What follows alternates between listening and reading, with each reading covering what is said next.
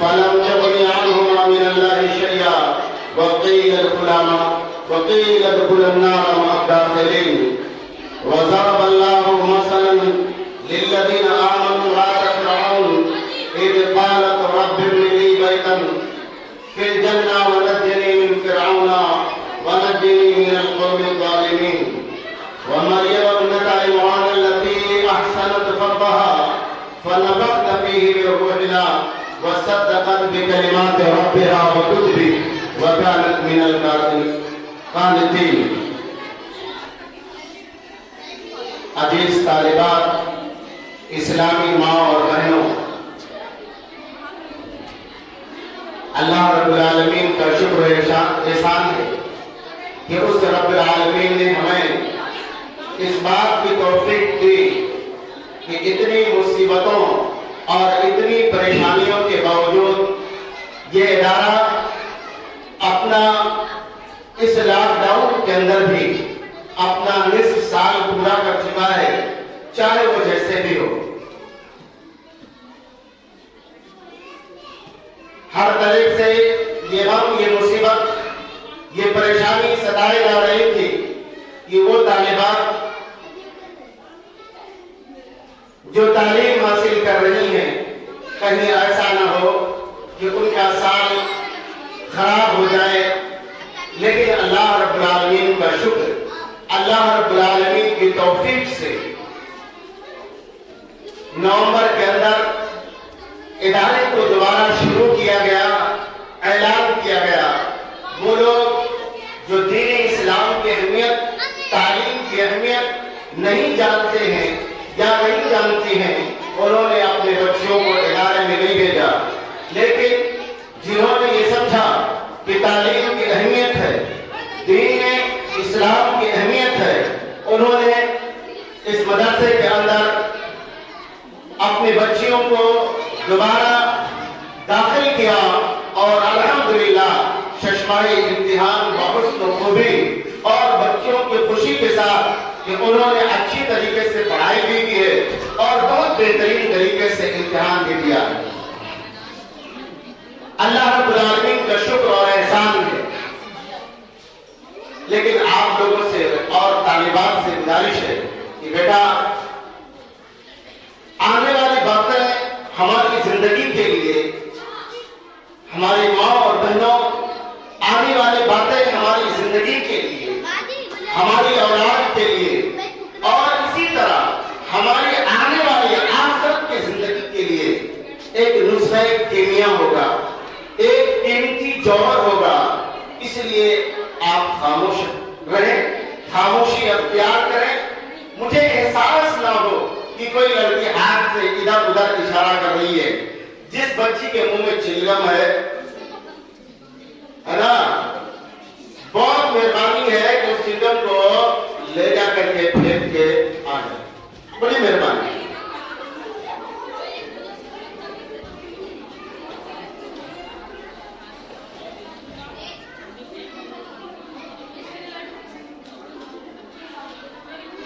تعلیم کی اہمیت کے تعلق سے انشاءاللہ بعد میں گفتگو ہوگی۔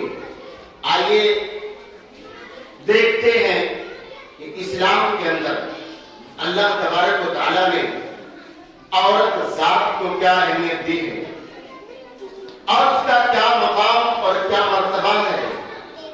اسی طریقے سے عورت اگر دینی تعلیم حاصل کرتی ہے، بچیاں دینی تعلیم حاصل کرتی ہیں، تو اس کا کیا مقام و مرتبہ ہوگا، اس سے معاشرے کے اندر کس طرح سدھار آئے گا، گھر کی کس طرح اصلاح ہوگی۔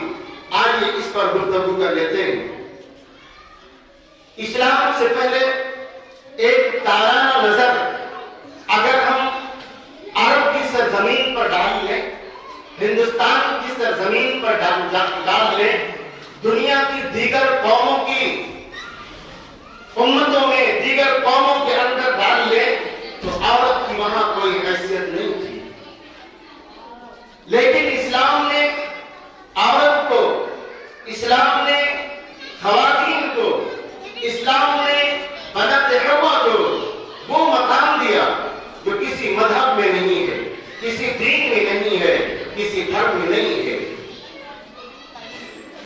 ہمارے اس ملک ہندوستان کے اندر اسلام کے آنے سے پہلے جب کسی کا انتقال ہو جاتا تھا ستی کا رواج تھا۔ اسلام کی ایک برکت ہے، ہوتا کیا تھا جب شوہر کا انتقال ہو جاتا تھا، پتی کا انتقال ہو جاتا تھا، تو اس لکڑی پر جس پر اس مردے کو جلایا جاتا تھا اس کے اوپر عورت کو بٹھا دیا جاتا تھا اور زندہ جلا دیا جاتا تھا۔ یہودیوں کے یہاں عورت کو ایک شیطان کے لقب سے ملقب کیا گیا ہے، شیطان کی دیوی کہا گیا ہے۔ عرب کی سرزمین کے اندر کیا کہا جاتا تھا قرآن سے سنتے ہیں، قرآن کہتا ہے وَإِذَا بُشِّرَ أَحَدُهُم بِالْأُنثَىٰ ظَلَّ وَجْهُهُ مُسْوَدًّا وَهُوَ كَظِيمٌ يَتَوَارَىٰ مِنَ الْقَوْمِ مِنْ سُوءِ مَا بُشِّرَ بِهِ۔ کہا عرب کی سرزمین میں جب کسی کو یہ خبر بتلائی جاتی تھی کہ تیرے یہاں لڑکی پیدا ہوئی ہے تو شرم سے غم سے اس کا چہرہ سیاہ ہو جایا کرتا تھا اور وہ غصے سے شرم سے اپنے دانتوں کو چباتا تھا اور قوم کے دوسرے لوگوں سے چھپا پھرتا تھا کہ لوگ کہنے نہ لگے، لوگ تانے نہ دینے لگے۔ اللہ کے نبی صلی اللہ علیہ وسلم کا واقعہ یاد ہے، زندہ بچیوں کو درگور کر دیا جاتا تھا۔ ایک صحابی رسول نبی اکرم صلی اللہ علیہ وسلم کے پاس آتے ہیں، نبی اکرم صلی اللہ علیہ وسلم سے کہتے ہیں اے اللہ کے رسول صلی اللہ علیہ وسلم، میں نے دنیا میں کوئی برا عمل نہیں کیا ہے لیکن اسلام لے آیا ہوں، کیا ہے اللہ کے نبی صلی اللہ علیہ وسلم اسلام لانے کے بعد اللہ تبارک و تعالیٰ میرے گناہوں کو معاف فرما دے گا؟ ایک ایسا گناہ کیا ہے کہ وہ گناہ مجھے کھائے جا رہی ہے، میں غم میں مبتلا ہوں۔ کہتے ہیں اے صحابی وہ تمہارا گناہ کیا ہے، تمہارا واقعہ کیا ہے؟ قرآن کے اندر پوچھئے، اللہ تبارک و تعالیٰ ارشاد فرماتا ہے وَإِذَا الْمَوْءُودَةُ سُئِلَتْ بِأَيِّ ذَنبٍ قُتِلَتْ، جب زندہ درگور کی بھی لڑکی سے، زندہ درگور کی بھی بچی سے سوال کیا جائے گا، پوچھا جائے گا کہ تیرے باپ نے، تیری ماں نے، تیرے خاندان والوں نے کس گناہ کی بنا پر تجھے زندہ درگور کر دیا تھا؟ صحابی رسول بیان کرتے ہیں اے اللہ کے نبی صلی اللہ علیہ وسلم، میں اولاد چاہتا تھا، لڑکا چاہتا تھا، لیکن اے اللہ تبارک اے اللہ کے نبی صلی اللہ علیہ وسلم، میرے بیوی کو ایک لڑکی پیدا ہوئی، میرے بیوی کو ایک لڑکی پیدا ہوئی، میری بیوی چند دنوں تک مجھ سے جھوٹ بولتی رہی کہ وہ لڑکا ہے، لیکن چند دنوں کے بعد ہمیں یہ پتہ لگ گیا، میں نے قسم کھا لیا تھا کہ اس بچی کا چہرہ کبھی نہیں دیکھوں گا۔ اے اللہ کے نبی صلی اللہ علیہ وسلم، میں نے یہ قسم کھا لی تھی، لیکن عرب کے تانے، عرب کے لوگوں کے جو یہ لڑکیوں سے نفرت تھی، بچیوں سے نفرت تھی، غم اور نڈھال سے ہر جگہ میں چھپا پھرتا تھا۔ میں سوچتا تھا کہ کس طرح اس بچی کو ختم کر دے، کس طرح اس بچی کو معاشرے سے نیست و نابود کر دے۔ چنانچہ میں نے اپنی بیوی سے کہا کہ اپنی لڑکی کو تیار کر دو، اچھے کپڑے پہنا دو۔ ارے میری بیوی، آج میں اس کو ایک جگہ دعوت میں لے جاؤں گا، میں نے سچ نہیں بولا، اس سے جھوٹ بولا، بچی بھی خوش تھی، بیوی بھی خوش تھی، میں نے بچی کو لیا اور ایک پھاڑا لیا، بچی کو لے کر کے اے اللہ کے نبی صلی اللہ علیہ وسلم، میری بچی انگلی پکڑ کر میں لے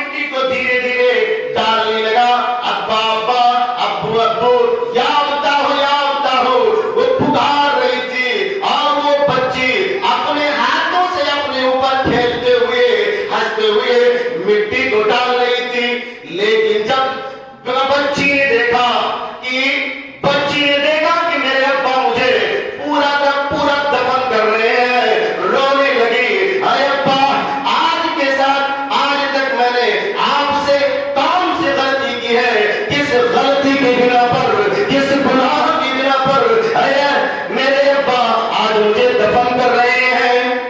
اے اللہ کے نبی صلی اللہ علیہ وسلم، یہ گناہ میں نے کیا ہے، اور جب سے میں اسلام لایا ہوں یہ سوچتا ہوں، جگہ جگہ بیٹھ کر اس بچی کی آوازوں کو میں اپنے کانوں میں سنتا ہوں۔ اے اللہ کے نبی صلی اللہ علیہ وسلم، میرے بچی کی آوازیں مجھے کھائے جا رہی ہیں، غم سے مرے جا رہا ہوں۔ اے اللہ کے نبی صلی اللہ علیہ وسلم، قیامت کے دن اللہ رب العالمین کو اس کا کیا جواب دوں گا؟ نبی اکرم صلی اللہ علیہ وسلم پورا واقعہ سنتے رہے، پورا واقعہ سنتے رہے، آپ کے آنکھوں سے آنسو جاری ہو گئے، زاروں قدار نبی اکرم صلی اللہ علیہ وسلم رونے لگے۔ یہ تھا عورتوں کے دینی قوم عرب کا رویہ، لیکن اسلام آیا، اسلام آیا۔ غور کیجئے گا نبی اکرم صلی اللہ علیہ وسلم کا وہ جملہ، اللہ کے نبی صلی اللہ علیہ وسلم نے فرمایا، حبب الی من الدنیا النساء والطیب وجعلت قرۃ عینی فی الصلاۃ۔ نبی اکرم صلی اللہ علیہ وسلم نے فرمایا، دنیا کی چیزوں میں مجھے سب سے زیادہ محبوب جو چیزیں ہیں، یا تو خوشبو ہے یا تو عورتیں ہیں۔ نبی اکرم صلی اللہ علیہ وسلم نے اپنے صحابہ کرام کو حکم دیا، استوصوا بالنساء، عورتوں کے ساتھ بہترین رویہ اختیار کرو، عورتوں کے ساتھ بھلائی کرو۔ نبی اکرم صلی اللہ علیہ وسلم نے فرمایا، الدنیا کلھا متاع وخیر متاع الدنیا المرأۃ الصالحہ، پوری کی پوری دنیا فائدہ اٹھانے کی چیز ہے، اچھی سامان ہے، لیکن اے لوگوں سن لو، دنیا کی بہترین متاع، دنیا کی بہترین چیز نیک عورت ہے، شرط ہے نیک عورت ہے۔ اللہ تبارک و تعالی، اللہ تبارک و تعالی نے قرآن حکیم کے اندر عورتوں کے تعلق سے ارشاد فرمایا، ان المسلمین والمسلمات والمؤمنین والمؤمنات والقانتین والقانتات والصادقین والصادقات والصابرین والصابرات والخاشعین والخاشعات والمتصدقین والمتصدقات والصائمین والصائمات والحافظین فروجهم والحافظات والذاکرین اللہ کثیرا والذاکرات اعد اللہ لهم مغفرۃ واجرا عظیما۔ فرمایا، سنیے اے دنیا کے لوگوں، بے شک مسلمان مرد اور مسلمان عورتیں، مومن مرد اور مومن عورتیں، صدقہ کرنے والے مرد اور صدقہ کرنے والی عورتیں، راست باز مرد اور راست باز عورتیں، صبر کرنے والے مرد اور صبر کرنے والی عورتیں، اللہ سے ڈرنے والے مرد اور اللہ سے ڈرنے والی عورتیں، سچائی کی راہ پر چلنے والے مرد اور سچائی کی راہ پر چلنے والی عورتیں، روزہ رکھنے والے مرد اور روزہ رکھنے والی عورتیں، اپنے شرمگاہوں کی حفاظت کرنے والے مرد اور اپنے شرمگاہوں کی حفاظت کرنے والی عورتیں، اللہ کا بہت زیادہ ذکر کرنے والے مرد اور اللہ رب العالمین کا بہت زیادہ ذکر کرنے والی عورتیں، اعد اللہ لهم مغفرۃ واجرا عظیما۔ اللہ تبارک و تعالی نے ان تمام لوگوں کے لیے مغفرت تیار کر رکھا ہے اور بہت عظیم اجر تیار کر رکھا ہے۔ عورتوں کے لیے بھی ہے، مومنوں کے لیے بھی ہے۔ اللہ نے قرآن حکیم کے اندر 4 عورتوں کی مثال دی ہے۔ سورہ تحریم اٹھائیے، اللہ تبارک و تعالی مثال دیتا ہے اور اس مثال کو ہم احتجا بنائیں، اس مثال کو ہم احتجا بنائیں۔ سورۃ التحریم کے اندر اللہ تبارک و تعالی آیت نمبر 10 اور آیت نمبر 11 کے اندر مثال دیتے ہوئے فرماتا ہے، ضرب اللہ مثلا للذین کفروا امرأۃ نوح وامرأۃ لوط۔ اے دنیا کے مسلمانوں، اے دنیا کی خواتین، اے خواتین اسلام، اے بنات حوا، اللہ نے تمہارے لیے بطور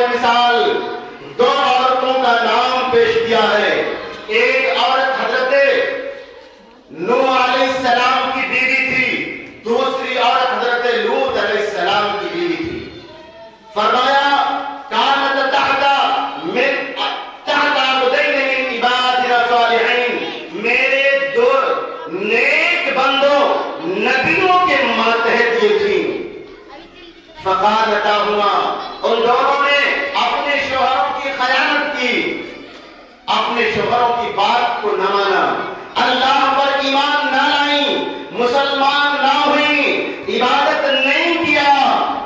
اللہ رب العالمین نے فرمایا فَلَمْ يُغْنِ عَنْهُمَا مِنَ اللَّهِ شَيْئًا، تو لوط کی بیوی ہونے کی وجہ سے، نوح کی بیوی ہونے کی وجہ سے ان کو کوئی فائدہ نہیں پہنچے گا، کوئی فائدہ نہیں پہنچے گا۔ کسی کی کوئی بیوی ہونے سے، کسی کی نماز پڑھنے سے کسی کو کوئی فائدہ نہیں پہنچے گا جب تک بذات عمل نہ کرے۔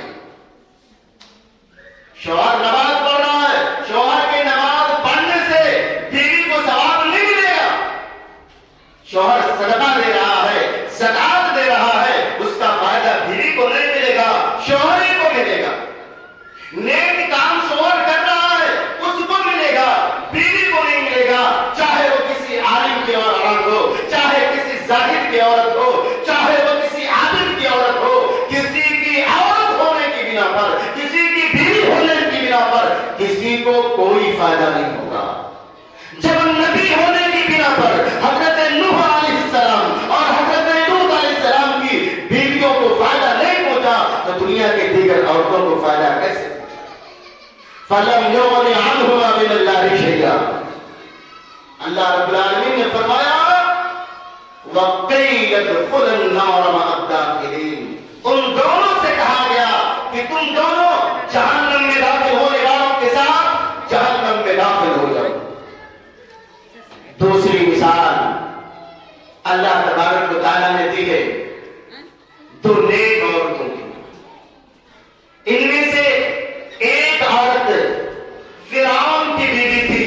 اللہ تبارک و تعالیٰ سورۃ التحریم آیت نمبر 11 کے اندر ارشاد فرماتا ہے وَضَرَبَ اللَّهُ لِلَّذِينَ آمَنُوا وَضَرَبَ اللَّهُ مَثَلًا لِلَّذِينَ آمَنُوا امْرَأَتَ فِرْعَوْنَ، اللہ نے تمہیں بطور مثال فرعون کی بیوی کا مثال دیا ہے، تمہارے سامنے فرعون کی بیوی کی مثال پیش کی ہے۔ فرعون کے ماتحت رہتے ہوئے اللہ کے نبی حضرت موسیٰ علیہ السلام پر کس طرح ایمان لائی، اللہ رب العالمین کی کس طرح عبادت کرتی تھی، اس کا تذکرہ اللہ نے قرآن میں کیا ہے۔ فرمایا انہوں نے کہا اذ قالت ربی ابنی لی عندک بیتا فی الجنہ، اے اللہ میرے لیے جنت میں گھر بنا، ونجنی من فرعون، اے اللہ تبارک و تعالی فرعون جیسے ظالم بادشاہ سے مجھے نجات عطا فرما، اے اللہ مجھے ظالم قوم سے نجات عطا فرما۔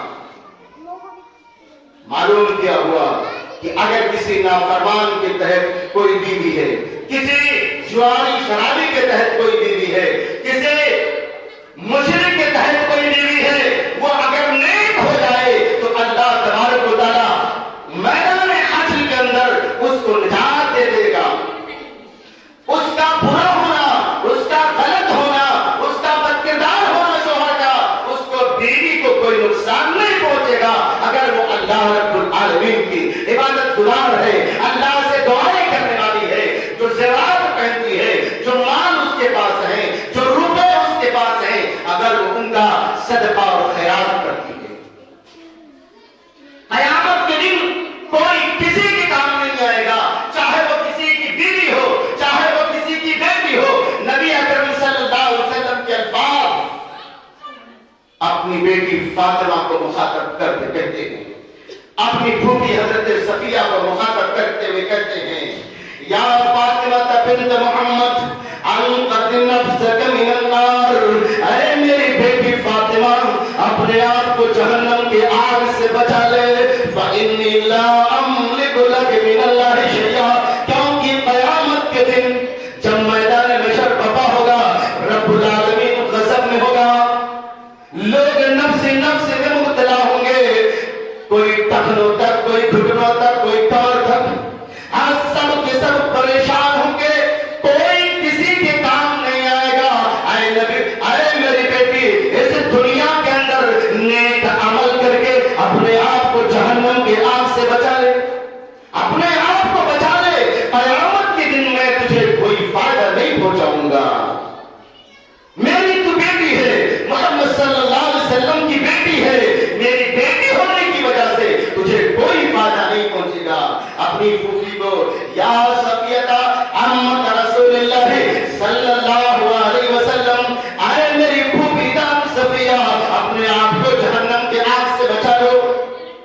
انی لا املک من اللہ شیئا، قیامت کے دن میں تمہیں اللہ رب العالمین کے عذاب سے نہیں بچا سکتا، آج دنیا کے اندر تم کو جو عمل کرنا ہے وہ کرو، مجھے اس دنیا کے اندر جتنی مال و متاع مانگنی ہو مانگ لو، لیکن قیامت کے دن میں تمہارے کسی کام نہیں آؤں گا۔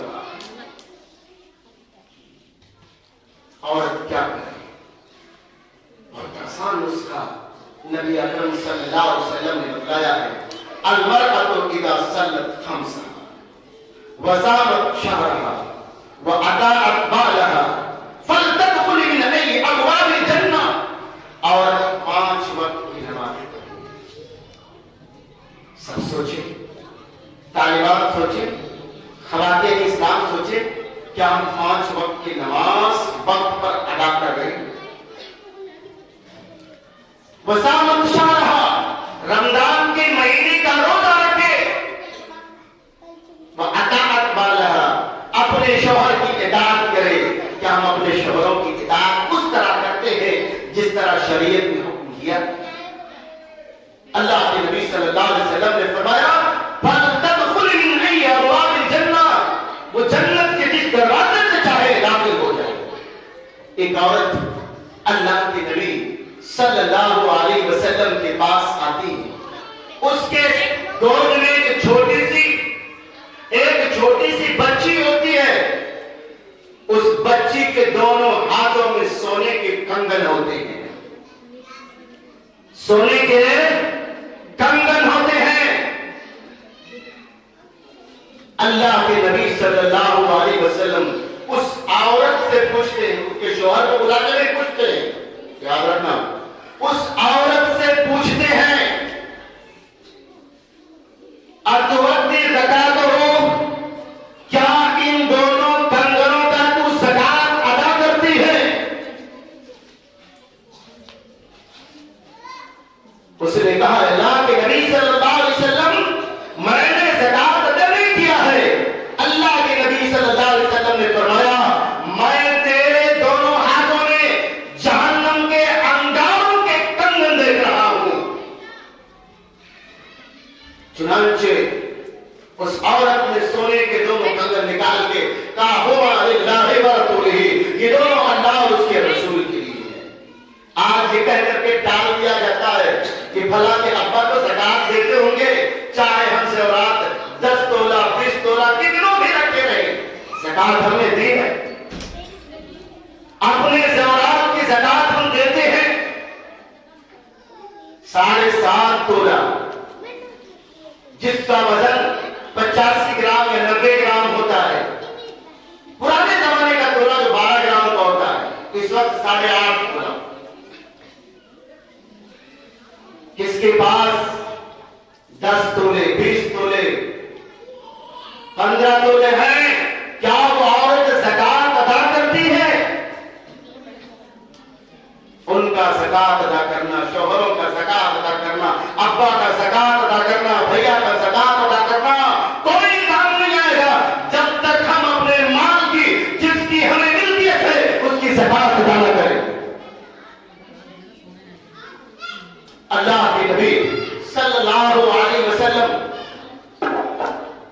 عید کے دن خصوصی طور پر حضرت عبداللہ ابن عباس رضی اللہ تعالی عنہ بیان کرتے ہیں، کہتے ہیں، غور سے سنیے گا یہ حدیث، کہتے ہیں کہ اللہ کے نبی صلی اللہ علیہ وسلم عورتوں کی مجلس میں گئے جہاں عورتیں تھیں، حضرت بلال رضی اللہ تعالی عنہ آپ نبی اکرم صلی اللہ علیہ وسلم کے ساتھ تھے۔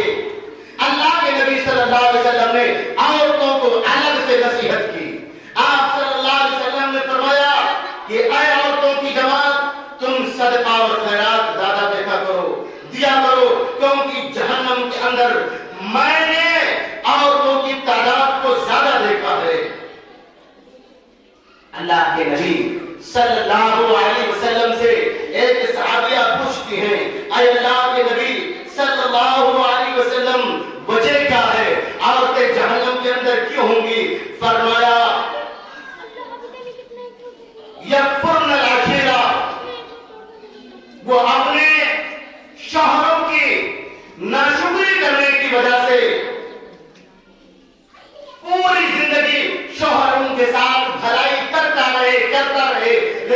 اگر تھوڑی سی کمی آ جائے یہ کہہ دیتی ہے زندگی میں کس سے کبھی سکون نہیں ملا.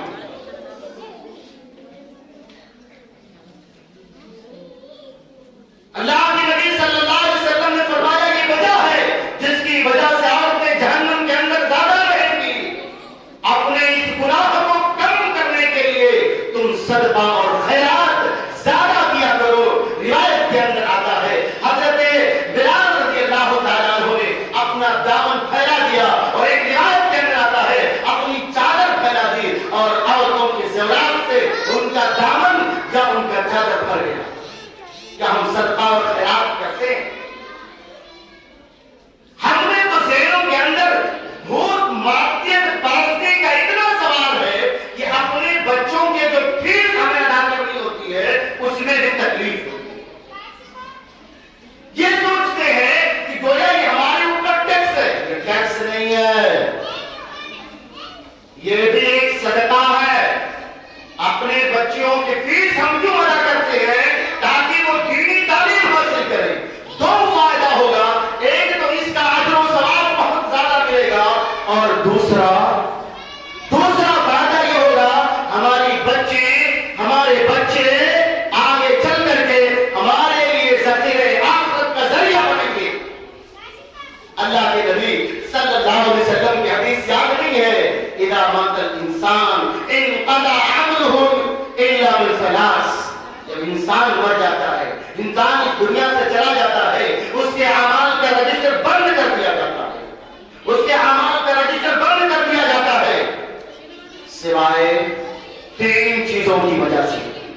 ایک ہے صدقہ جاریہ, مسجد ہے, مدرسہ ہے, ان تمام میں اپنے پیسوں کو لگانا, کتابوں کو خریدنا.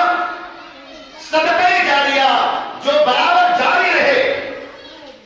دوسرا ہے ولد صالح يدعو له, نیک اولاد جو مرنے کے بعد دعائیں کرے.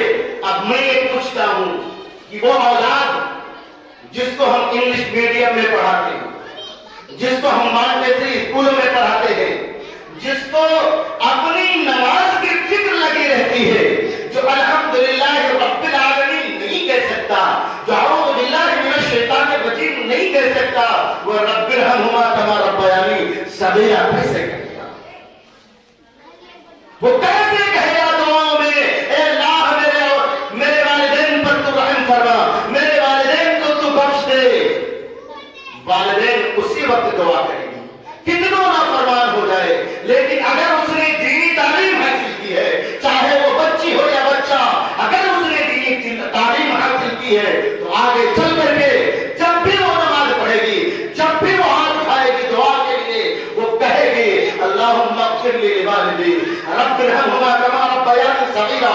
اے اللہ میرے والدین کو بخش دے, اے اللہ میرے والدین کے خطاؤں کو معاف کر دے. لیکن جس نے نماز پڑھا ہی نہیں ہے, جو مسجد جاتی ہی نہیں ہے, جو دعائیں کرتی ہی نہیں ہے, وہ اولاد ہمارے لیے کیا کرے گی؟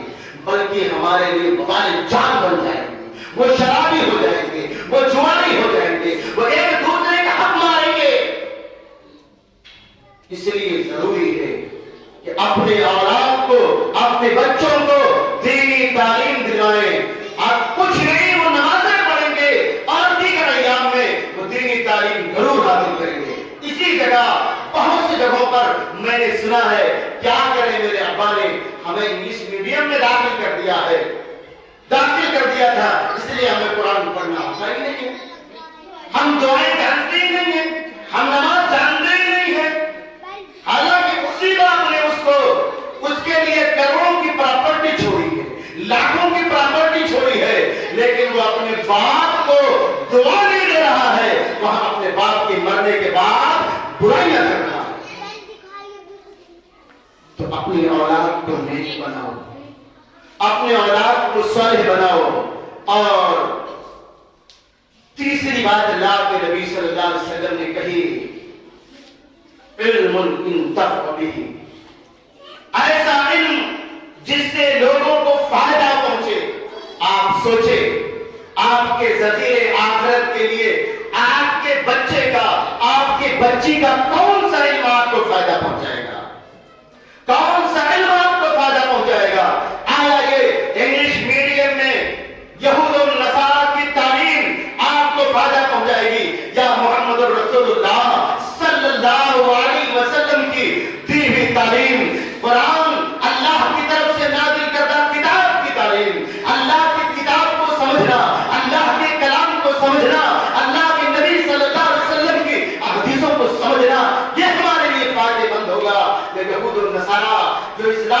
لیے مسلمانوں کی یہ دشمن ہے، ان کی تعلیم ہمیں فائدہ پہنچائے۔ میں دنیاوی تعلیم کا مخالف نہیں ہوں، لیکن دنیاوی تعلیم بعد میں، پہلے دینی تعلیم حاصل کر لے تاکہ زندگی میں کبھی اللہ تبارک و تعالیٰ کتاب کو شرک نہ کرے، کیونکہ اللہ تبارک و تعالیٰ سارے گناہوں کو معاف کر دے گا لیکن شرک کو کبھی معاف نہیں کر سکتا۔ مشرک آدمی جہنم میں چلا گیا تو وہ ہمیشہ ہمیشہ کے لیے رہے گا، دیگر گناہوں کا عذاب دیا ہوا آدمی اس کو کبھی نجات مل سکتی ہے، جہنم سے نکالا جا سکتا ہے، لیکن مشرک کو جہنم سے کبھی نہیں نکالا جائے گا۔ آج ہمارے معاشرے کے اندر، آج ہمارے اندر ایسی شرک کی چیزیں ہیں، ہم اپنے آپ کو اہل حدیث کہتے ہیں، ہم اپنے آپ کو محمد رسول اللہ صلی اللہ علیہ وسلم کا متبع کہتے ہیں، لیکن آج ہمارے خواتین کے اندر، آج ہمارے گھروں کے اندر شرک کی ایسی ایسی باریکیاں موجود ہیں، ایسی ایسی باریکیاں موجود ہیں کہ جس کو ہم سوچ نہیں سکتے۔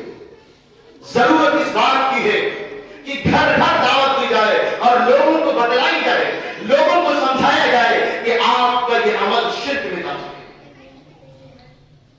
مثال کے طور پر ہمارے سب کی زبان سے نکل جاتا ہے، ارے تیرے ملحوظ کی وجہ سے یہ ہمارا کام خراب ہو گیا۔ شرک کسی بھی کام کو خراب کرنے والا اللہ ہے اور آپ نے کسی اور کو دے دیا۔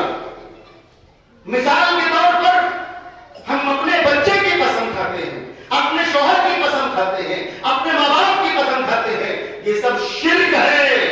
اللہ کے نبی صلی اللہ علیہ وسلم نے فرمایا من حلف بغیر اللہ فقد اشرک، اور ایک روایت کے اندر ہے فقد کفر، جس نے اللہ کے علاوہ کسی اور کی قسم کھائی اس نے شرک کیا۔ کیا ہم نہیں کرتے ایسا؟ کیا ہمارے یہاں نہیں موجود ہے؟ ساری عبادتیں بیکار، سارا نماز بیکار، سب کچھ ختم۔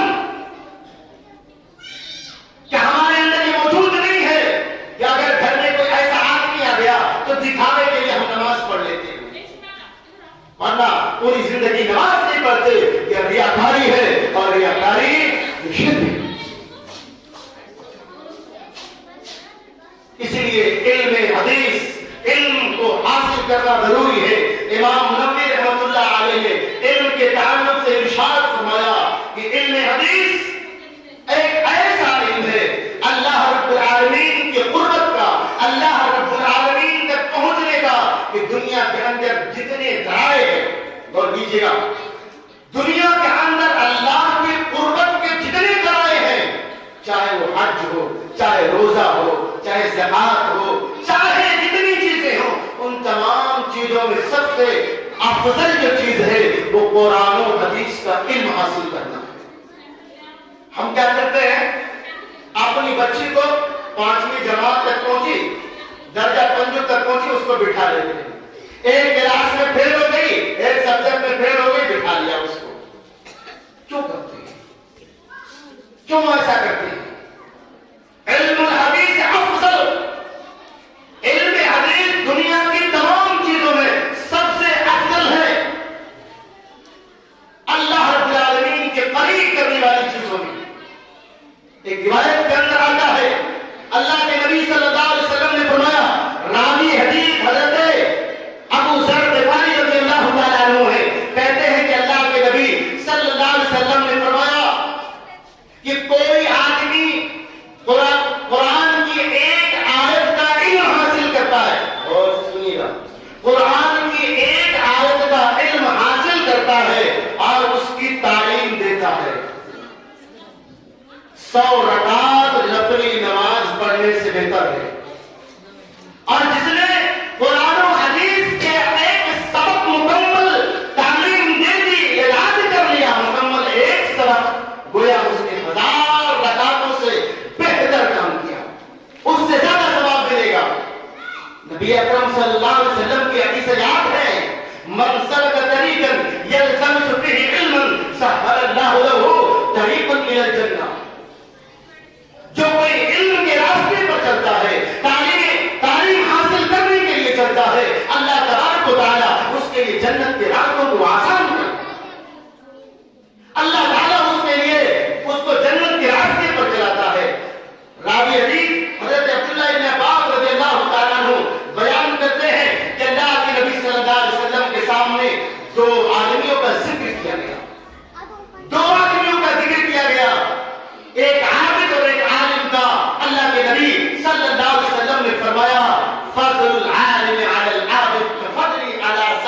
कसाइर अदनाकुम।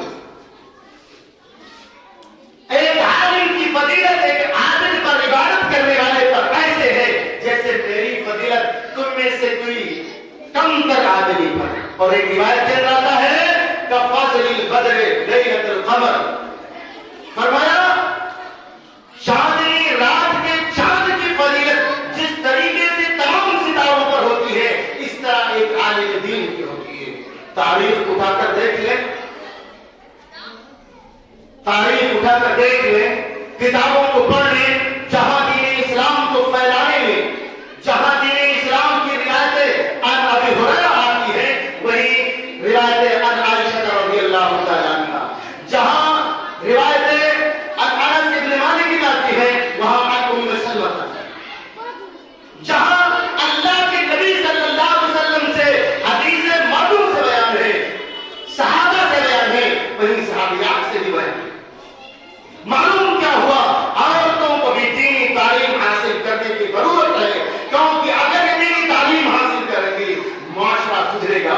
घर के अंदर कोई शिर्क या काम हो रहा होगा, घर के अंदर कोई बुरा फेल हो रहा होगा, कोई गैर इस्लामी रस्म रिवाज होगा, तो ये बच्चियां, ये तालिबात उस पर उंगली उठाएंगी कि ये गलत काम है। अल्लाह के नबी सल्लल्लाहु अलैहि वसल्लम ने इससे रोका है।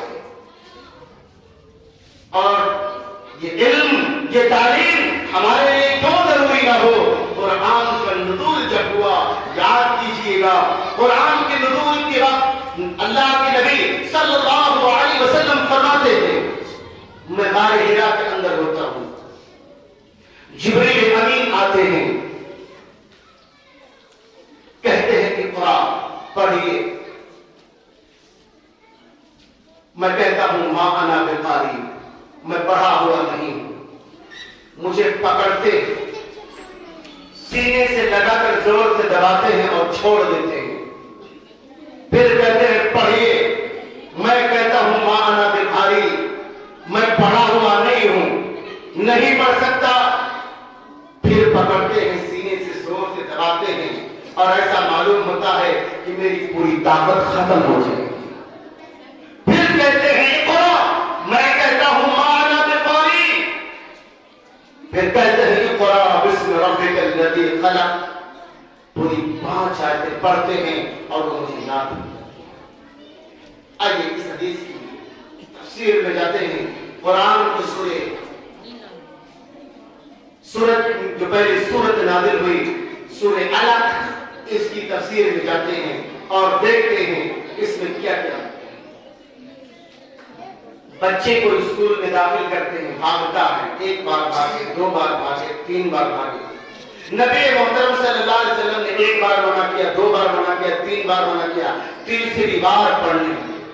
हमारा बच्चा दीनी तालीम हासिल करने से, इल्म को हासिल करने से अगर बिछड़ता है तो उसको बार बार ले जाए, समझाएं, और एक वक्त आएगा कि वो हमारी दीनी तालीम हासिल करने लगेगा।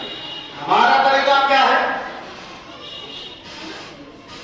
नहीं पढ़ने जा रही है, फेल हो गई है, तो चल घर बैठ, घर का काम कर। लड़का है, नहीं पढ़ेगा तो चल धक्के पर काम कर, किसी दुकान पर काम कर।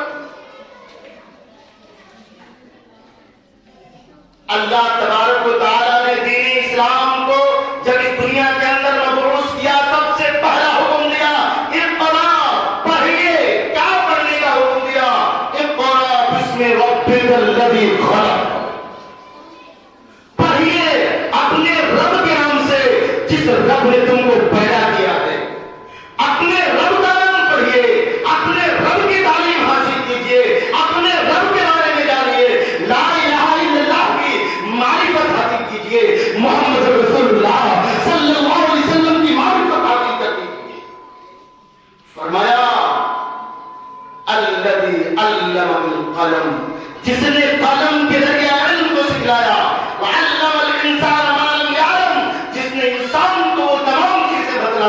वो तमाम इल्म दिया जो इंसानों को मालूम न थी। तो ये इल्म दीन, ये कुरान, ये हदीस अल्लाह रब्बुल आलमीन की तरफ से नाज़िल करता है। इसलिए हमारे ऊपर लाज़िम बनता है कि अगर हमने दीनी तालीम हासिल नहीं की है तो अपने बच्चों को दीनी तालीम दिलवाएं। اس دینی تعلیم کی فضیلت کے تعلق سے اٹھائیے سورہ بقرہ، جس سورہ بقرہ کے تعلق سے اللہ کے نبی صلی اللہ علیہ وسلم نے فرمایا جس گھر کے اندر سورہ بقرہ کی روزانہ تلاوت ہوگی اس گھر میں شیطان کبھی بھی داخل نہیں ہوگا۔ سورہ بقرہ کی آیت نمبر 31 اور 32 کے اندر ہے اللہ تبارک و تعالیٰ فرماتا ہے وَعَلَّمَ آدَمَ الْأَسْمَاءَ كُلَّهَا۔ اللہ تبارک و تعالیٰ نے جب حضرت آدم علیہ السلام کے پیدا کرنے کا ارادہ کیا، فرشتوں سے کہا کہ میں زمین کے اندر ایک جانشین مقرر کرنا چاہتا ہوں، ایک جانشین بنانا چاہتا ہوں۔ فرشتوں نے کہا اللہ رب العالمین اس زمین کے اندر جانشین کیوں بنانا چاہتا ہے جو زمین کے اندر فتنہ اور فساد مچائے گی، جو زمین کے اندر جا کر کے لوگوں کو مصیبتوں میں ڈالے گی، پریشانیوں میں ڈالے گی۔ اللہ رب العالمین نے فرمایا انی اعلم ما لا تعلمون، جو میں جانتا ہوں تم نہیں جانتے ہو۔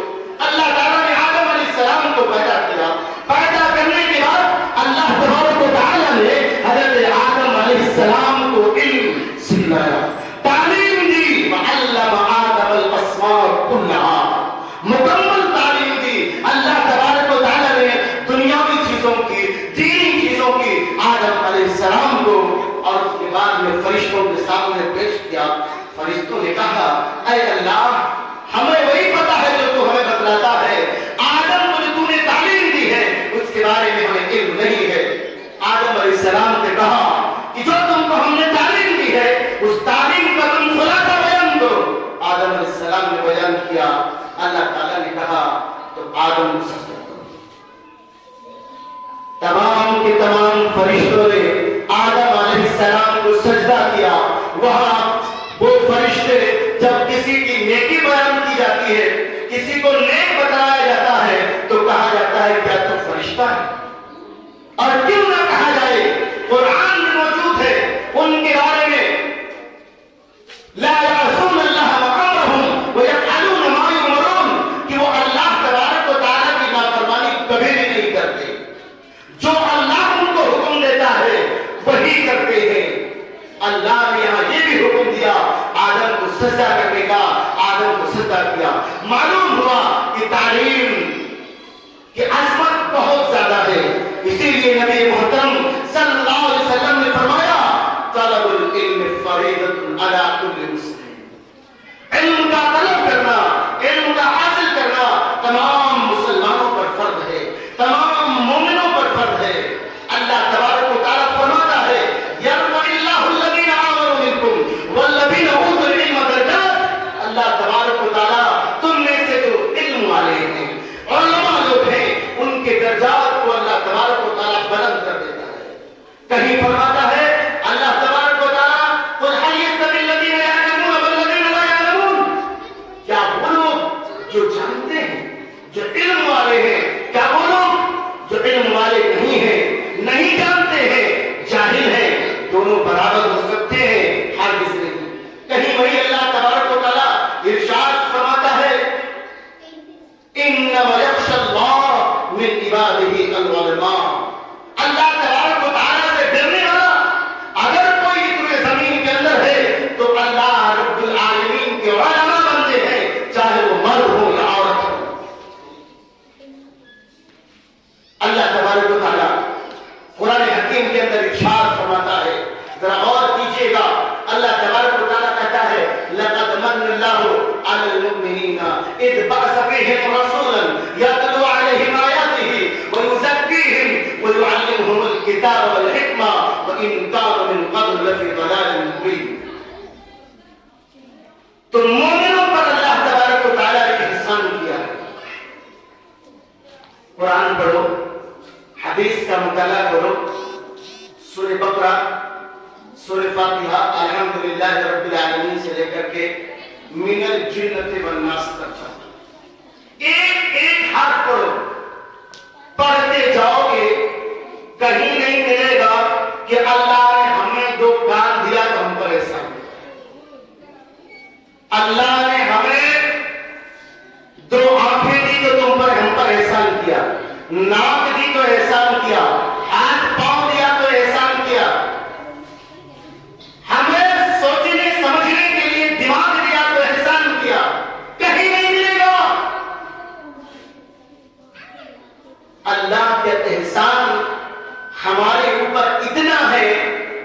تعدوا نعمت اللہ لا تحصوها، اگر تم اللہ کی نعمتوں کو، اللہ کے احسان کو گنانا چاہو، شمار کرنا چاہو، لا تحصوها، تو اس کو شمار نہیں کر سکتے، اس کو گن نہیں سکتے۔ لیکن ساری نعمتوں کے باوجود اولاد ایک نعمت، مال ایک نعمت، دنیا کے اندر زندگی ایک نعمت، دنیا کے اندر ایک مصیبت ایک نعمت۔ اچھا مصیبت بھی نعمت ہے، مصیبت بھی ایک نعمت ہے۔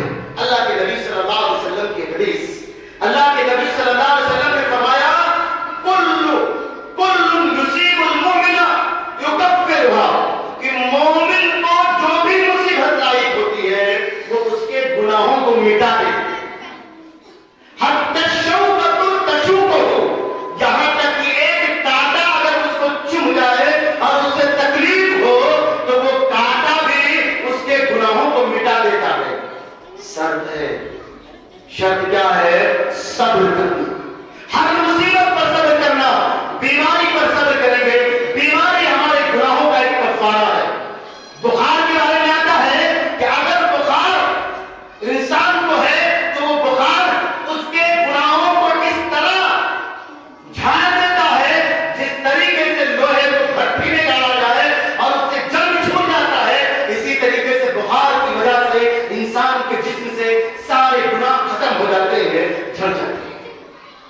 یہاں تک اللہ کے نبی صلی اللہ علیہ وسلم نے فرمایا کہ کوئی آدمی راستے میں جاتا ہے اور اس کے جسم پر ہاتھ پیروں میں پتھر لگ جاتا ہے، اس کو تکلیف ہوتی ہے، اس پتھر کے لگنے کی وجہ سے اللہ تبارک و تعالیٰ گناہوں کو معاف کر دیتا ہے۔ وہ اتنا غفور الرحیم ہے، وہ اتنا غفور الرحیم ہے، لیکن ہم اس کی کتنی نافرمانیاں کرتے ہیں۔ بات چل رہی تھی کہ اللہ تبارک و تعالیٰ نے ہمیں بے شمار نعمتوں سے نوازا۔ دنیا کے اندر چاہے وہ خیر ہو چاہے وہ شر ہو، وہ اللہ کی طرف سے اگر ہم صبر کرنے والے ہیں، اللہ کا شکر ادا کرنے والے ہیں، اللہ کا مطیع ہیں، اللہ کے فرمانبردار ہیں، تو دنیا کی ہر چیز ہمارے لیے ایک نعمت ہے۔ لیکن کسی نعمت پر اللہ نے احسان نہیں کیا، کسی نعمت پر اللہ نے احسان نہیں کیا، لیکن محمد رسول اللہ صلی اللہ علیہ وسلم کو جب مبعوث کیا تو فرمایا لقد من اللہ علی المؤمنین، یقیناً مومنوں پر اللہ تبارک و تعالیٰ نے احسان کیا جب اللہ نے ان کے درمیان ایک رسول بھیجا۔ کیا کام تھا رسول کا؟ رسول کا کام کیا تھا؟ احسان کس وجہ سے کیا؟ یتلو علیہم آیات، کیا فرمایا؟ جو رسول اللہ کی آیتوں کو ان کو پڑھ کے سناتا ہے۔ ذرا غور کیجئے گا، اللہ کا احسان ہے اگر ہمارے یہاں کوئی عالم دین قرآن کی تعلیم ہمارے بچیوں کو دیتا ہے، یہ اللہ کا احسان ہے۔ اللہ کا یہ احسان ہے اگر ہماری بچی قرآن کی تعلیم حاصل کرتی ہے۔ اور جو مال و دولت ہمارے اوپر ہے، ان مال و دولتوں سے سب سے عظیم نعمت ہے اور سب سے عظیم احسان ہے۔ اور کیا فرمایا؟ وَيُعَلِّمُهُمُ الْكِتَابَ وَالْحِکْمَةَ، انہیں قرآن کی تعلیم دیتا ہے، انہیں سنت کی تعلیم دیتا ہے، انہیں حکمت کی تعلیم دیتا ہے، اور انہیں وہ تعلیم دیتا ہے جس کو وہ اس سے پہلے نہیں جانتے تھے۔ تو گویا اللہ رب العالمین کا یہ احسان اور تمام احسانات میں، تمام نعمتوں میں سب سے بڑھ کر نعمت ہے کہ ہمارے بچے یا ہماری بچیاں علم دین حاصل کرتی ہیں اور وہ ہمارے معاشرے کو سدھارنے کا کام کرتے ہیں۔ بہت بڑی فضیلت ہے، اتنی زیادہ آیتیں اور اتنی زیادہ قرآنی آیات ہیں کہ اگر ہم ان کو شمار کریں اور تقریر کرتے رہے تو 2-4 گھنٹہ لگ جائے گا، وقت ختم نہیں ہوگا۔ ہم نے 3 عنوان قائم کیے تھے، تھوڑا تھوڑا تینوں پر وضاحت کر دی۔ آخر میں ایک اہم چیز، ہم اپنے گھروں کو اسلامی ماحول میں کیسے رہیں،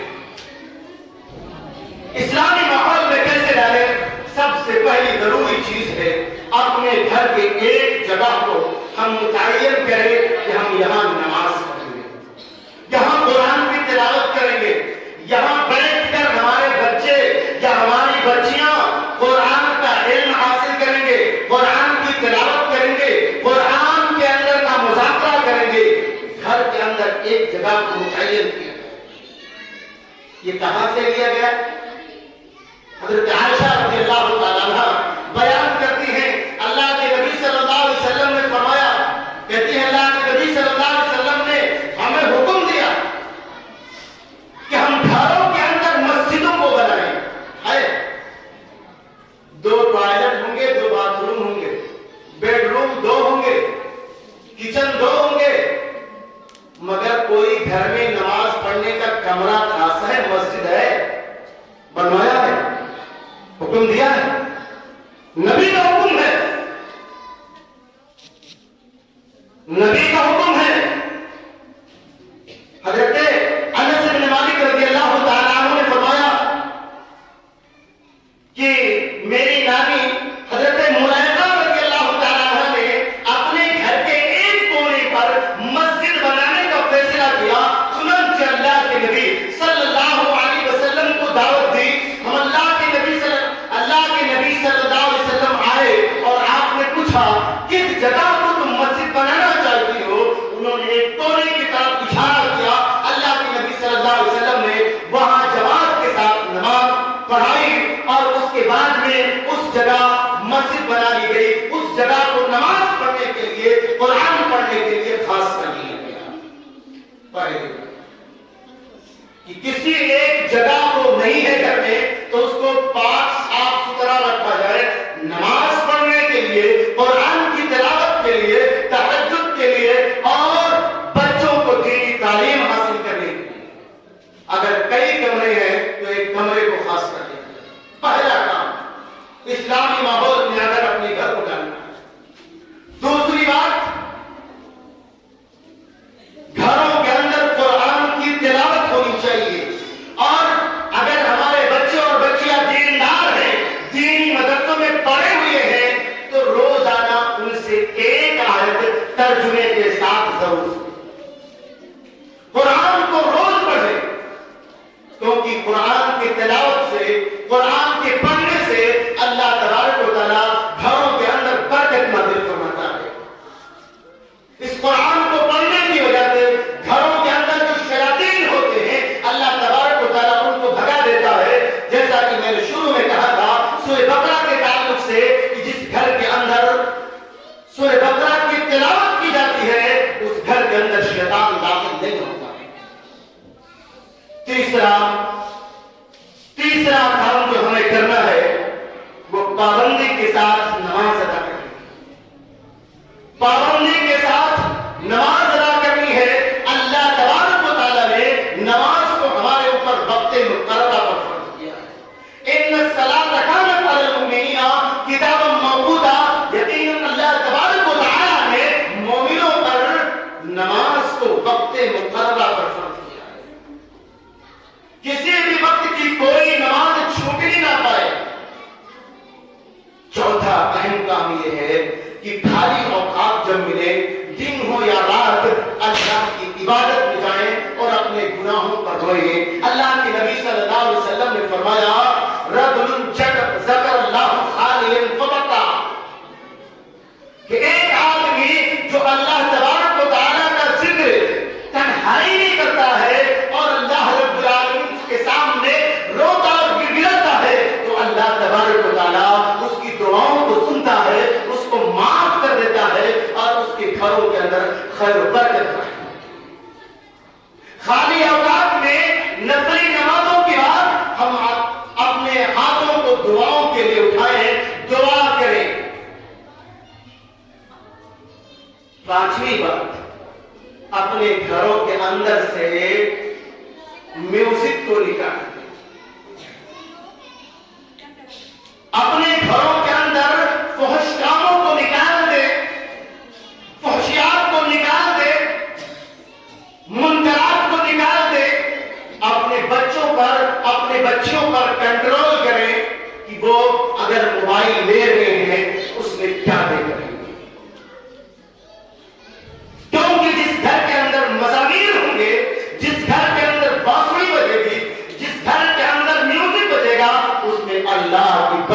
کبھی داخل نہیں ہو سکتے۔